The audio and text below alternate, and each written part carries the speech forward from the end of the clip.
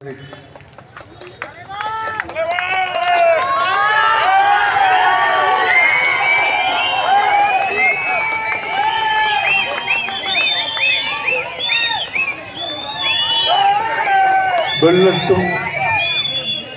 பட்டியல் வெளியேற்றம், உருவாகட்டும் சமத்துவம். மாபெரும் எழுச்சி பொதுக்கூட்டத்துடைய தமிழக மக்கள் முன்னேற்ற கழகத்துடைய மாவட்ட செயலாளர் அருமை சகோதரர் ராஜபாண்டியன் அவர்களே,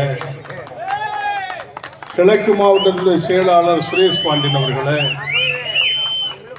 மேற்கு மாவட்டத்துடைய தலைவர் காளிதாஸ் பாண்டியன் அவர்களே, கிழக்கு மாவட்டத்துடைய தலைவர் ராஜசேகர் அவர்களே, பரமக்குடி ஒன்றிய செயலாளர் சந்திரசேகரன் அவர்களே, மாவட்ட இணைச் செயலாளர் மேற்கு மாவட்டத்துடைய திருப்பதி அவர்களே, எனக்கு முன்பாக கருத்துரையாற்றி சிறப்பாக கருத்துக்களை எல்லாம் உங்களுக்கு எடுத்துரைத்து மாநில துணை பொதுச் செயலாளர் வழக்கறிஞர் அருமை சகோதரர் சண்முக சுவார் அவர்களே, அரியதொரு கருத்துக்களை எல்லாம் சரித்திரத்தை எடுத்துரைத்து உங்கள் முன் அமைந்திருக்கின்ற மாநில துணை பொதுச் செயலாளர் நளினி சாந்தகுமாரி அவர்களே, மாநில கொள்கை பரப்பு செயலாளர் கோபாலகிருஷ்ணன் அவர்களே, மண்டல செயலாளர் எம்ஜி திரவியம் அவர்களே, மாநில விவசாய அணி செயலாளர் திரு SM சேகர் அவர்களே, நன்றி உரை வழங்க இருக்கின்ற பாரதிதாசன் அவர்களே, மற்றும் இங்கே திரளாக குழுமி இருக்கின்ற என் உயிரில் மேலான சமுதாய சொந்தக்காரர்களே, அன்பு தாய்மார்களே, சகோதர சகோதரிகளே, உங்கள் அத்துணை பேருக்கும் தமிழக மக்கள் முன்னேற்ற கழகத்தின் சார்பிலேயும் அகில இந்திய தேவேந்திர குல வேளாளர் சங்கத்தின் சார்பிலேயும் மாலை வணக்கத்தை அனைவரிடம் சமர்ப்பிக்கின்றேன்.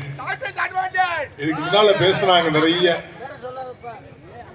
இந்த வரலாறு என்பது சாதாரண விஷயம் கிடையாது.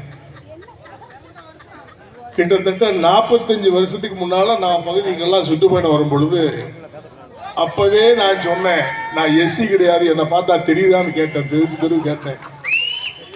அப்பவே கேட்டா இப்ப நான் கேட்கிறேன், நான் எஸ்சியே கிடையாது, தேவேந்திர குல. சத்தமா சொல்லணும். எங்க கேட்கணும்? சென்னைக்கு கேட்கணும். யாருக்கு? முதலமைச்சருக்கு. நம்ம எல்லாம் யாரு? அப்பேற்பட்ட தேவேந்திர குல சமுதாயத்தை இழிவுபடுத்துகின்ற வகையிலே இன்னைக்கு நான் அந்த மணிமண்டபத்தை போய் பார்க்க கூட்டிட்டு போனாங்க. நான் வரமாட்டேன்னு சொன்னேன். நம்ம மாநில துணை பொதுச் செயலாளரும் நம்முடைய பொதுச் செயலாளர் பிஸ்லா பாண்டியன் அவர்களும் கண்டிப்பா போகணும்னாங்க. போய் பார்த்த பிறகுதான் தெரியுது நம்மளை ஏமாத்தி விட்டாங்க, சண்டால போயிடுவேன். அப்பதான் புரிஞ்சுக்கிட்டேன். ஏன்னா ஒரு வலையை போட்டுட்டு ஒரு காம்பவுண்டால கட்டிட்டு ஒரு கல்யாண மண்டபமா மணமகள் அறையா? ஏட்டா மணிமண்டபம்னா என்னன்னே உங்களுக்கு தெரியாதா? காமராசருக்கு மணிமண்டபம் இருக்குது, காந்திக்கு மணிமண்டபம் இருக்குது, அம்பேத்கருக்கு மணிமண்டபம் இருக்குது. அதெல்லாம் சென்னையில பூரா மணிமண்டபத்தை கட்டிக்கிற அறிவிட்ட முண்டங்களா தியாகி இம்மானுவேல் சேகனுக்கு கல்யாண மண்டபம் கட்டி வச்சிருக்காங்க. அது எவ்வளவு? 3 கோடியா? தெருக்கோடி செலவு கூட இல்லையா, ஏமாத்திட்டாங்க சண்டாளைங்க. இதை பார்த்தோன்னு நம்மால் பூரா கொதிக்கிறான். மணிமண்டபம் கட்டிட்டாரு, என்னத்த மயிரை கட்டலாம், என்ன கட்டலாம்? மக்களை ஏமாற்றி பிழைக்கின்ற கூட்டம் தேவேந்திர குல மக்களை ஏமாற்றுகின்றார்கள். கிட்டத்தட்ட கலைஞர் இருக்க காலத்திலிருந்து கேட்டுக்கிட்டு இருக்கோம் மணிமண்டபம் கட்ட சொல்லி. கலைஞர் செட்டுக்காரன் கட்டிட்டாரு, செத்து போயிட்டாரு. இப்ப இவர் பையன் வந்து கட்டுறோம்னு சொல்லி நம்மளை ஏமாத்திட்டாரு. இப்ப இதான் உண்மை. 3 கோடி செலவழிச்சு தகுதி இருக்கா? என்ன தகுதியில நீ கட்டி வச்சிருக்கிற? இது மணிமண்டபமா? இதை விட அழகா கல்லறையை கட்டி கொடுத்தா கூட எங்க மக்கள் வருஷந்தோறும் பூஜை பண்ணிட்டு போயிருப்பான். அதை விட்டு மணிமண்டபம் சொல்லி ஊரை ஏமாத்துறாங்க. ஒரு வலையை போட்டு, கம்பி வலையை போட்டு, இடத்துல கொஞ்சம் போல வெளியில கொடுத்து ஒரு 50 சென்ட் 2 ஏக்கர் கொடுத்தா செத்தா போவீங்க இல்ல நாரி போவீங்களா? கண்டவனுக்கெல்லாம் 2 ஏக்கர் 1 ஏக்கர் கொடுத்துருக்க மணிமண்டபம் வச்சுக்கலையா? அதுக்கு காரணம் நாம் தான். இந்த தேவேந்திர குல மக்களை எப்படியெல்லாம் அரசியல்வாதி ஏமாத்துறாங்கிறத நீ சிந்திச்சு பார்க்கணுங்கிறத நான் சொல்ல வரேன். இப்படிதான் ஏமாத்துறான். தியாகி இம்மானுவேல் சேகருக்கு 45 வருஷம் முன்னால அந்த பக்கத்தில் போராடும் பொழுது அவன் குடும்பத்துல இருந்து எவனும் வரல. ஞாபகம் வச்சுக்கோங்க. தியாகி இமானுவேல் சேகருடைய பிள்ளைகள் எவ்வளவு வரல, எல்லாம் போய் மலேசியாவில் அங்கங்க போய் செவமா வாழ்ந்துட்டாங்க. நம்ம எல்லாம் சேர்ந்த பிறகு அவங்க 4 பேரை கொண்டு நிறுத்தின உடனே தியாகி இமானுவேல் சேகருடைய பிள்ளைகளை கொண்டு முன்னால் நிறுத்திட்டாங்களா? கேட்டா செத்தவன் பாடுபட்டவன் ஏன் சொந்தக்காரையா, இந்த மக்களையா, தேவேந்திர வேளாளர் ஐயா, என்னை போன்ற தொண்டர்கள் ஐயா, இந்த மக்கள் எல்லாம் சேர்ந்து பூஜிக்கின்ற கடவுள் தான் தியாகி இமானுவேல் சேகரன். அந்த பிள்ளைகளுக்கு வேண்டி நாங்க போராடல, அவளை கொண்டு போய் முன்னால் நிறுத்துற உடனே ஒட்டுமொத்த சமுதாயம் பின்னால போயிருமா. என்ன நினைப்பு பாரியா, இன்னும் அந்த காலத்திலிருந்து நம்மளை எப்படியே ஏமாத்திட்டே தான் இருக்கணும்னு நினைக்கிறான். இதுதான் நிலை. நம்ம இன்னும் ஏமாறணுமா என்பதை எண்ணி பார்க்கணும். தேவேந்திர குல வேளாளர்கள் அரசாணை பெறுவதற்கு எவ்வளவு கஷ்டப்பட்டோம், எத்தனை பள்ளர்கள் பல பிரிவுகளாக கிடந்தோம். ஒவ்வொரு பகுதியிலும் பல பிரிவுகள், ஆத்த பள்ளம், அம்பி பள்ளம், கோழி பள்ளம், ஜோலி பள்ளம், கணக்க பள்ளம், மூப்பு பள்ளம், இடைய பள்ளம், கணக்க இப்படி நிறைய பள்ளத்து. நான் அப்பவே சொன்னேன், நம்ம எல்லாம் ஒரு தாய் பெற்றெடுத்த தேவேந்திர குல வேளாளர் அப்படி சொன்னேன். அப்ப நம்மளே என்ன கேள்வி பண்ணா, என்ன சொன்னா, என்னையா தேவேந்திர குல வேளாளர் புதுசா ஒரு கதை சொல்றாருன்னு சொன்னா. இன்னைக்கு ஒட்டுமொத்த தமிழ் சமுதாயம் தேவேந்திர குல வேளாளர்கள்லாம் ஒன்றாக சேர்ந்து 7 உட்பிரிவுகளை உள்ளடக்கி அரசாணை நம்ம கொடுத்துட்டாங்க. யார் கொடுத்தா? யார் கொடுத்தா? பாரத பிரதமர் மோடி அவர்களால் கொடுக்கப்பட்டது.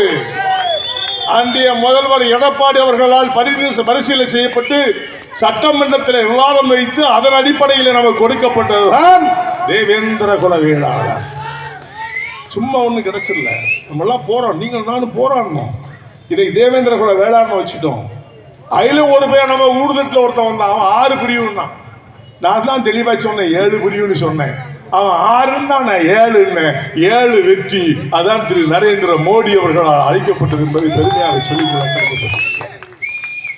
சமுதாயத்தை சீர்குலைப்பதற்காக வருகின்ற கூட்டங்கள் நிறைய.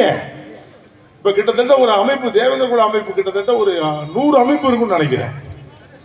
2 பேர் கஞ்சாவுக்கு ஜெயிலுக்கு போனான்னா அவன் தலைவன், எங்கேயாவது ரோட்ல போய் ஒருத்தனை வெட்டினாம்னா அவன் தலைவன், எங்கேயாவது திருடி மாடு திருடி ஆடு திருடி போனா அவன் தலைவன்.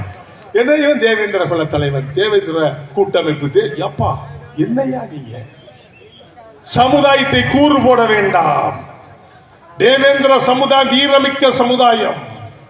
சேர சோழ பாண்டிய வர்க்கத்திலே பிறந்த என் குலம்.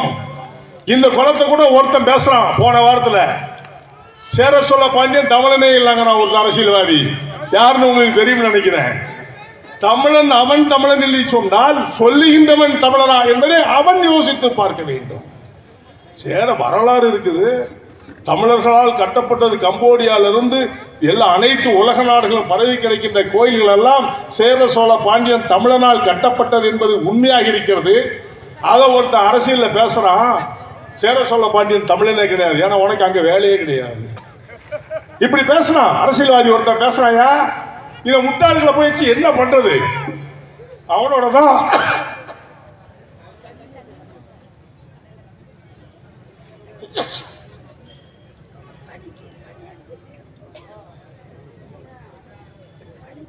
அவன் தான் திமுக காரனோட கூட்டணி வச்சிருக்கான்.